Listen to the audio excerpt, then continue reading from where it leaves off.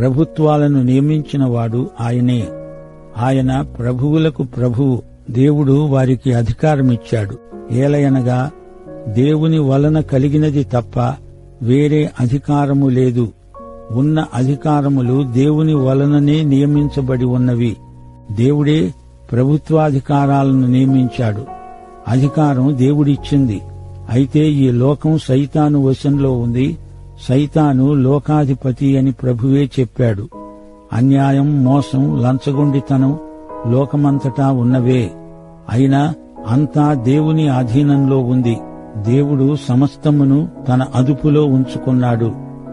ఎన్నో ప్రభుత్వాలు లేచినట్లే లేచాయి, త్రుటిలో పడిపోయాయి. దేవుడు సింహాసనాసీనుడు. ఈ లోక సింహాసనాల మీద ఉన్నవారిని ఆయన తొలగించగలడు.